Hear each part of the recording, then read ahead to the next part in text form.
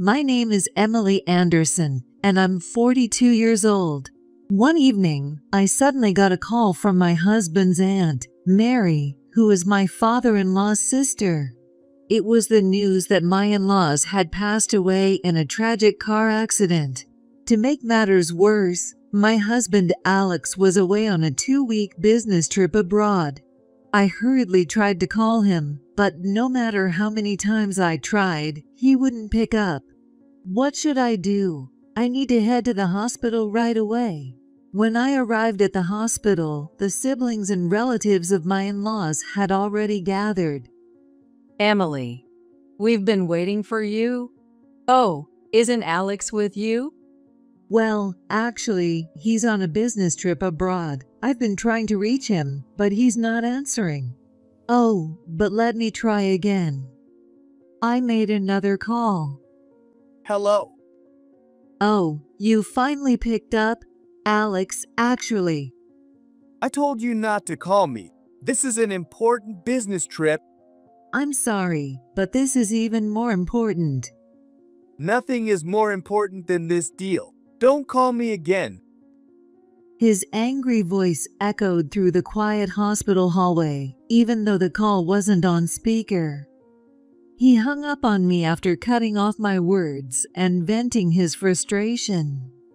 He said it's an important deal and hung up on me. Well, how about trying to call his office tomorrow? If they call him, he'll probably listen to them. Oh, that's a good idea. I'll call first thing tomorrow. At the suggestion of one of the relatives, we decided to inform Alex of his parents' death through his company.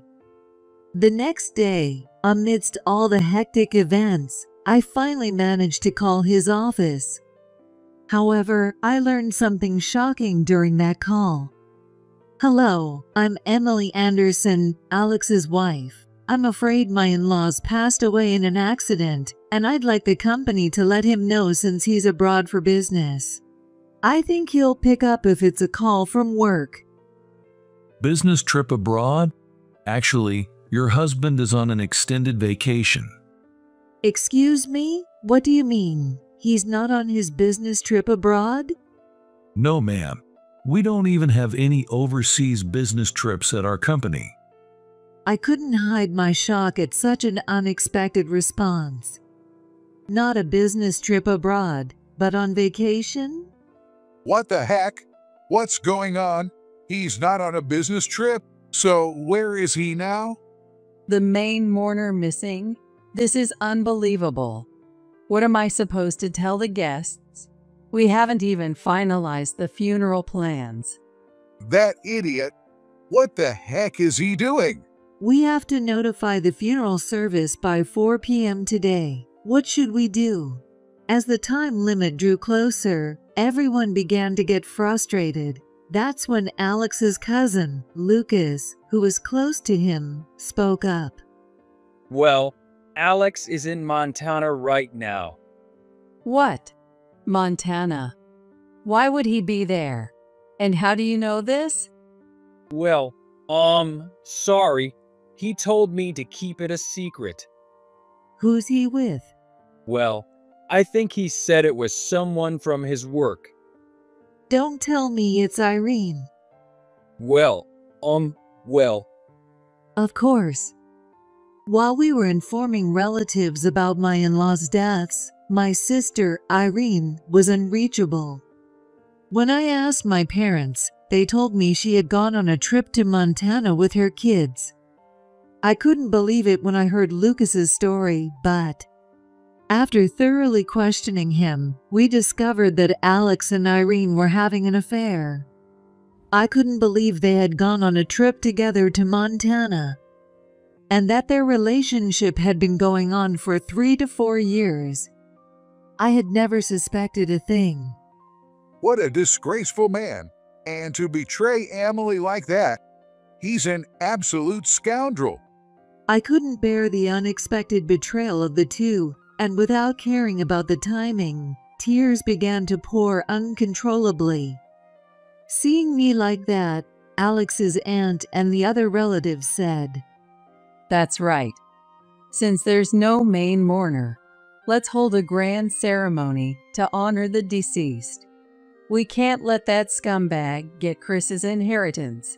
Let's just use it all up right now. And so, with her's outlandish idea, we decided to punish Alex. 2 weeks later, Alex returned home in high spirits. I'm back. Man, I'm so tired. The jet lag is terrible. Jet lag, huh?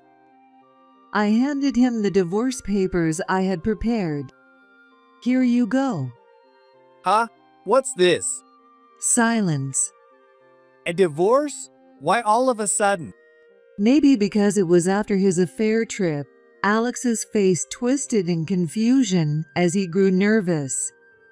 You cheated with Irene, didn't you? Huh? Alex tried to brush it off with a nervous laugh, but I continued. Don't bother trying to hide it.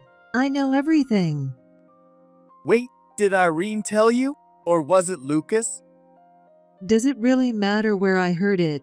What were you thinking, having an affair with my sister? It was just a few times. You know how people say they lost control? I realized it was bad and stopped seeing her.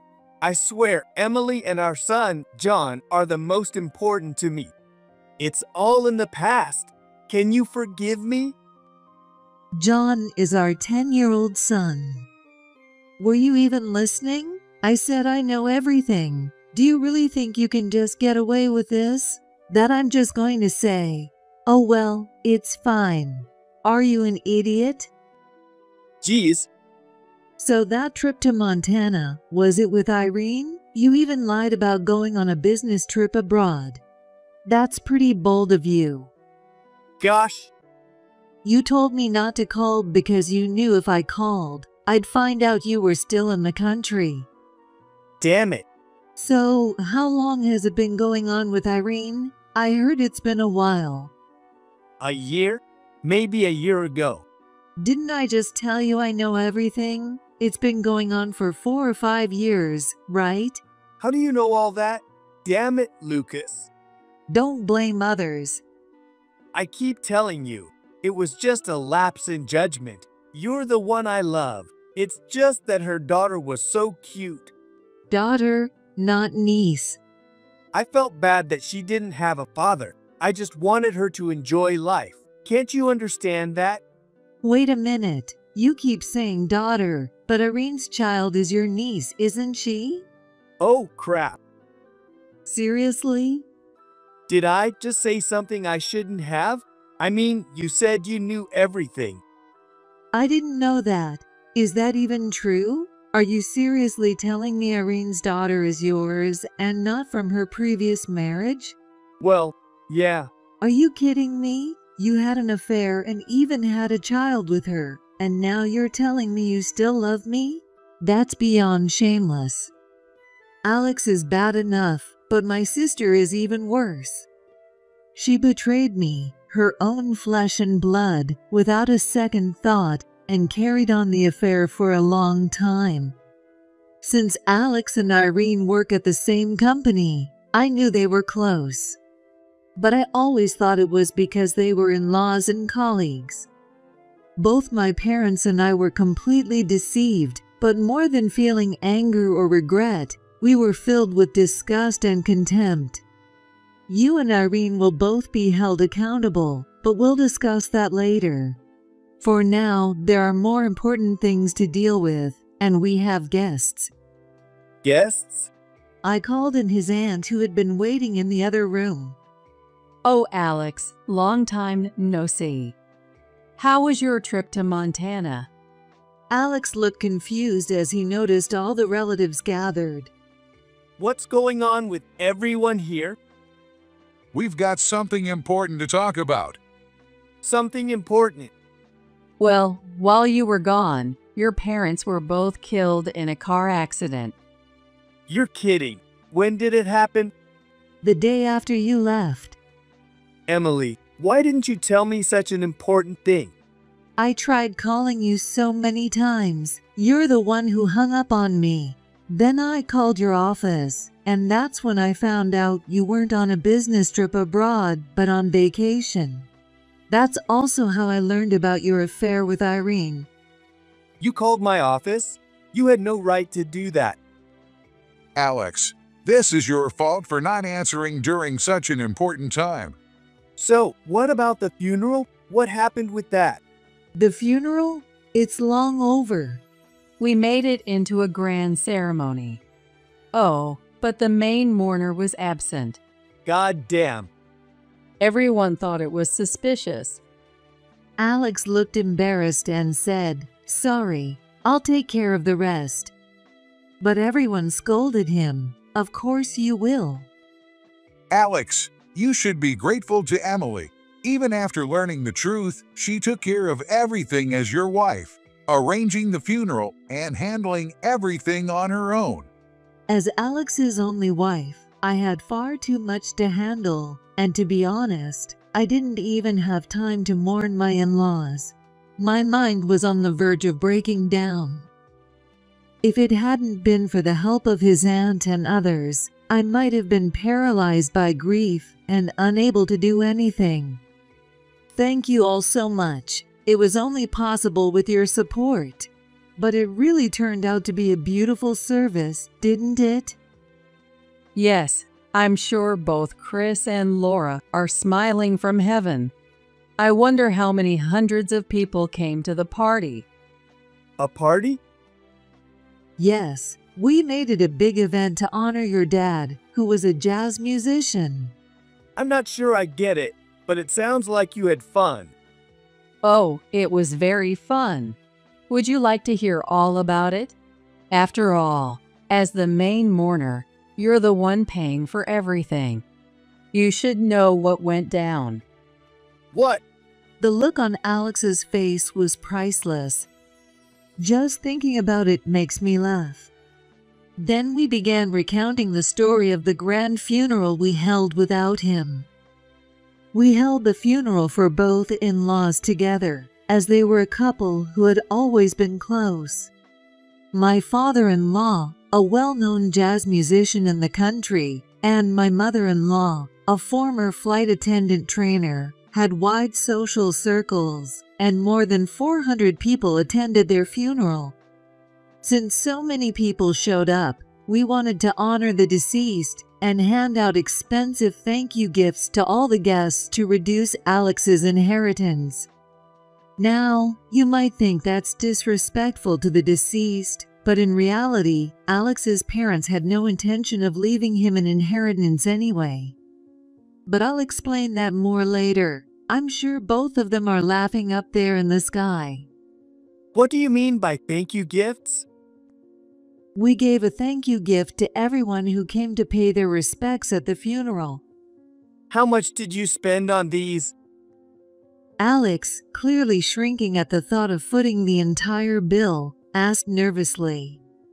"It's $30 a person. We got $30 worth of fancy pastry boxes from the funeral home." Oh, it was only $30 per person. Wait, you think $30 is cheap? We prepared 500 boxes, assuming there would be over 400 attendees. 500? So that means $30 times 500. Yes, that's right. That's $15,000? Yes, exactly. There must have been extras, right? Can't we return the leftovers? Oh, it's too late for that. We had about 50 left, but we just ate the rest ourselves. That sweet was really delicious, wasn't it? It really was. The cream inside just melted in your mouth. You idiots! How could you waste $15,000 on just some extra sweet? Well, it's not like we had much choice. You didn't answer any of Emily's calls, so there was no way to consult with you. Besides, your parents were important people, and even though they've passed, we couldn't let them lose face, could we? So, what was the total cost, including the ceremony? The ceremony, with all the options, cost about $12,000. Then the return gifts were about $15,000. And now, the extra thank you gifts cost another $15,000. So in total, $42,000. Oh wait, was that before tax? If it was before tax, the total might be closer to $50,000. Haha. Alex was completely shell-shocked. He looked like a robot that had shut down. Hey, are you even listening? Come on, this is unbelievable. How could you go ahead with all of this without consulting me? Because you didn't answer your phone, remember? But Uncle Tom, there's got to be some restraint. You idiot.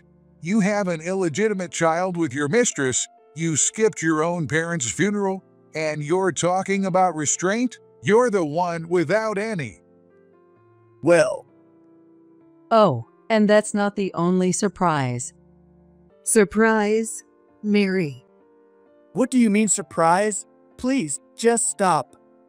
Well, actually, some of your dad's friends suggested hosting a farewell party for his fans. You know your dad was popular, right? A lot of his fans were probably devastated by his sudden death. They thought a party to celebrate his life would be the perfect way to say goodbye. And then, His friends were all for it too. They were excited to do a jam session of his greatest hits. How could we turn that down? and did you do it? Of course. That's something you should have waited for me to come back for. You could have held a farewell party anytime. Well, the musicians were on tour, so the only available date was last week. This is insane. Absolutely unreal. Actually, the real story was a little different. The real conversation between my father-in-law's friend Mike and I went like this. Are you planning a farewell party for his fans? I'm sure both he and his fans would love it. Oh, that's a wonderful idea. Knowing Chris's personality, I'm sure he'd be thrilled. Great, then leave the party to us. We'll handle everything, including the costs, so it won't be any trouble for your family. Wait, hold on a second. My husband, Alex, who is their son, will cover all the costs. But in exchange, we'd like to hold the party next weekend. Next weekend? Well, I guess that's fine, but okay, sure. Thank you. Even though I threw them a curveball, they quickly posted the event on my father-in-law's website, invited musicians, and got the party preparations moving. So how much did the party cost? Alex, how many times do we have to tell you? You're in no position to take that tone with Emily. You were off on an affair while your parents were being laid to rest. Geez, you're an annoying Auntie Mary. Did you say something? No, nothing. Anyway, Alex, aren't you even a little curious about what happened at the party? I don't care. Just tell me how much it cost. Since Alex clearly didn't want to hear about the party, let me explain. Despite the short notice, nearly 1,000 people showed up. We prepared a variety of party foods and champagne for the guests, while musicians who were my father-in-law's friends performed his greatest hits, allowing everyone to reminisce about my in-laws. Some people placed flowers in front of the photos, while others listened to the musicians' performances, each honoring the deceased in their own way. As we had announced on the website, we asked guests not to bring money or gifts, only flowers.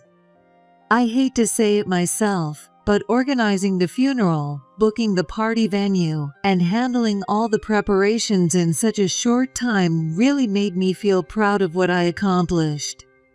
As for the total cost, well, the musicians, who were friends of my father-in-law, refused to accept any payment, including equipment costs. The venue, drinks, and foods totaled $50,000.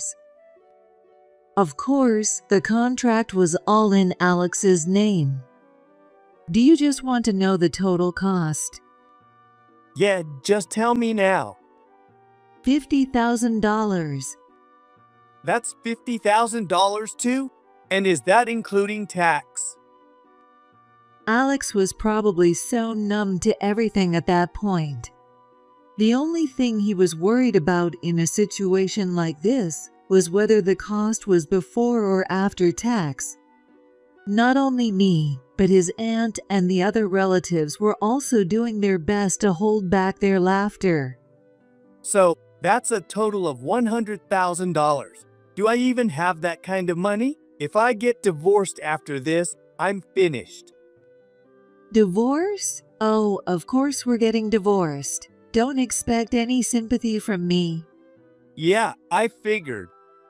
You could almost hear a whoosh sound, like air leaking out of Alex, just like in an anime. Hey, even though you're the one who has to pay, you're aware there's an inheritance, right?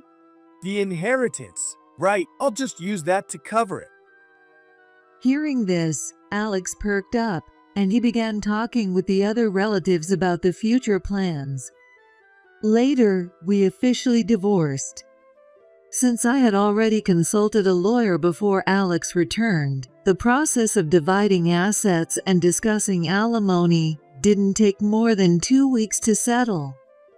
I was feeling a bit sentimental, thinking about starting a new life with just my son, when I suddenly got a panicked call from Alex. Emily, please help me. What's wrong? Why are you so flustered?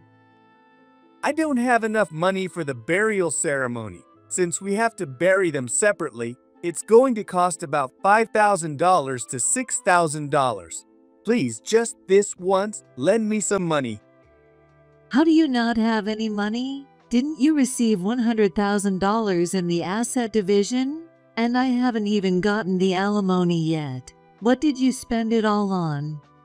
I paid the funeral home and the party venue right after that. Andy said, your parents had a reputation to uphold, so don't be stingy and pay everything in full right now. They wouldn't leave me alone about it. That sounds exactly like Mary. So, were the funeral costs before or after tax? With tax included, but that's not important right now. I went to the bank to withdraw from my parents' inheritance, and the account's frozen. Oh right, I had the account frozen, didn't I? They said with the inheritance process, it'll take a little over a month before I can withdraw the money. That won't be in time for the burial ceremony. I didn't even need to contact the bank myself, but out of spite after hearing about his affair, I had them freeze Alex's accounts. And I had totally forgotten about it.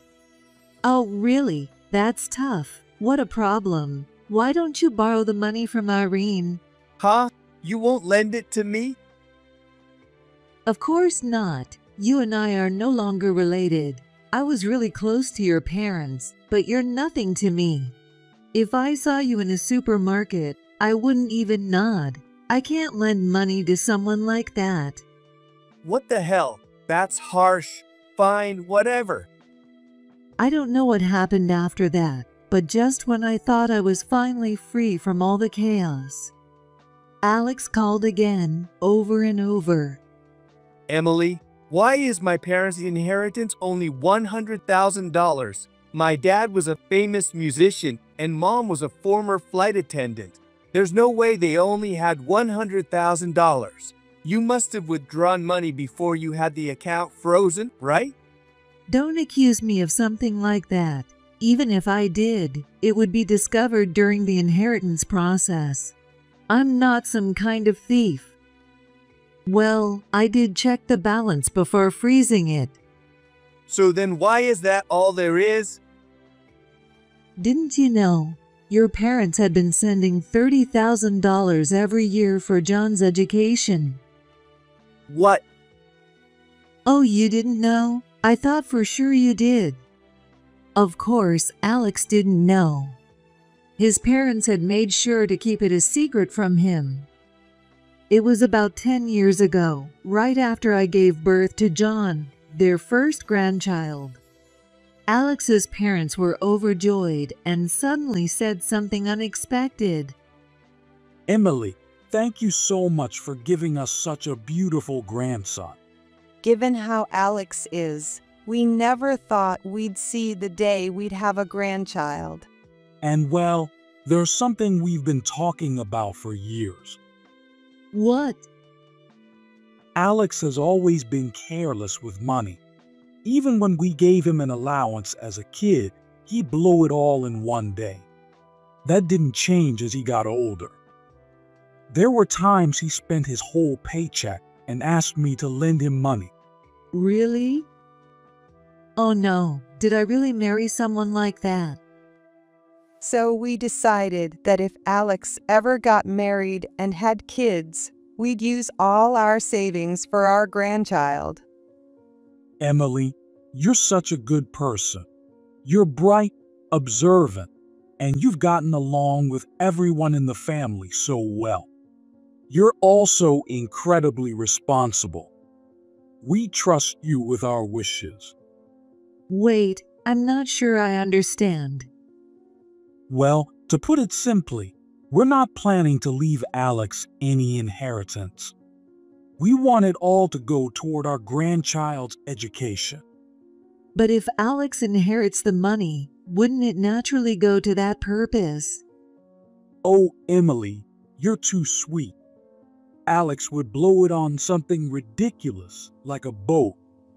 Wait, really? This is starting to sound a little scary. It's not that we don't love him. It's because we know how he is that we can't give him the money. We're doing this because we care about him. If we hand over the money, it'll ruin him. That's why we're entrusting it to you, Emily. Thank you, but what will Alex say? You can't tell him. He'll throw a tantrum like a little kid. My in-laws were a bit forceful, but I was truly grateful for their generous offer. From that point on, they deposited $30,000 into John's account every year on his birthday. $30,000 every year? So how much is in John's account now? Well, after taxes, it's a little over $250,000. What? That's my inheritance. That money belongs to me. No, your parents specifically said they weren't leaving you any inheritance because you're too reckless with money. They wanted it to be used for John's education. There's no way my dad said that. You're stealing it, aren't you? Sure, if you don't believe me, why don't you ask the bank to issue you a statement? Wait a minute. Even with what's in the bank, there's only about $400,000 total. That doesn't add up.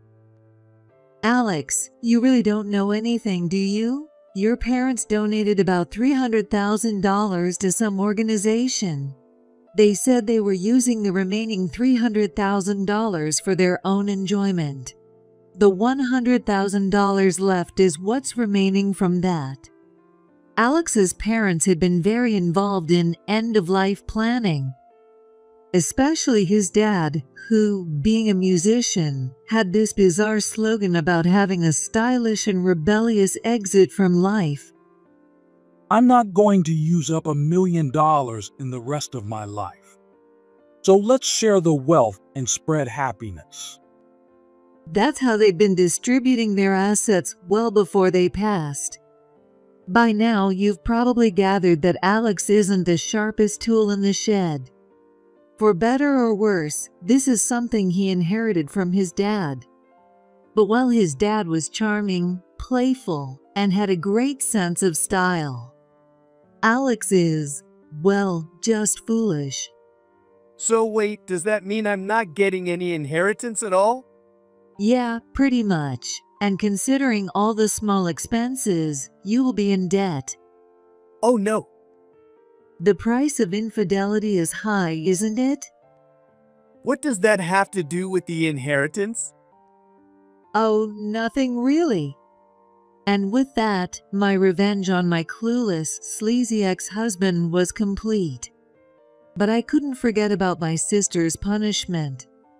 So I took a bold step and called her ex-husband. Oh, it's been a while, Emily. Why did we divorce? It was her infidelity. She had affairs with several men, and she wasn't even sure whose child it was. Wait, there were others besides Alex. I wanted a DNA test, but she refused. Even now, I still miss my daughter. Whether or not she's biologically mine, I wanted to raise her. But I just couldn't forgive Irene. Of course, you couldn't. I didn't want to hurt my former brother-in-law, Ryan, any more than he already was, so I kept quiet about Alex being one of the potential fathers. But now I had uncovered a new piece of information, and I wasn't going to let it go to waste. Still, I didn't want to do anything that would hurt my parents, so I needed to find a way to keep the punishment from reaching them. That's when I decided to call Alex again. Hey, Alex. Hey, what's up? Miss me already? Want to get back together? Well, I guess I can't blame you. Actually, I found out something new. Want to know or not? What's this all of a sudden? Irene's daughter might not even be your child. Wait, did you seriously call just to tell me that? I already know she's either my kid or her ex-husband's. Big deal. No, you don't get it. There's another possible father. Ryan told me, so it's legit. Are you kidding me? I've been played this whole time? What a slut! Well, you too. With that, I felt my punishment for my sister was complete. This news would completely wreck whatever was left between Irene and Alex. This rumor will probably spread as far as Africa. As expected, Irene's behavior spread throughout the company, and she ended up quitting because of it. And as for that idiot Alex, everyone at the office figured out his involvement, and he became the subject of cold stares from everyone. 5 years have passed since then. John is turning 16 this year. Thanks to the money his grandparents left him, he was able to get into a prestigious private high school. I've since remarried and am enjoying a happy, peaceful life. Alex, on the other hand, hasn't changed a bit. While he still pays child support and alimony on time, without me managing the finances, he spends most of his paycheck the day he gets it. Our son once told me about a visit to Alex's place. Dad said, "Tonight's a feast," so I got excited. But all we had was instant noodles and some fried chicken from Kentucky Fried Chicken. Well, at least they seem to be having fun spending time together as father and son. As for Irene, she's still the same. She seems to still be hunting for men to rely on for her livelihood. Since then, I haven't spoken to Irene once, and I have no intention of ever speaking to her again. Our parents are troubled by the rift between us, but I've chosen to stay silent. Every year, I make sure to visit my in-laws' graves. Knowing them, they're probably laughing themselves silly watching the comedy that's become our lives.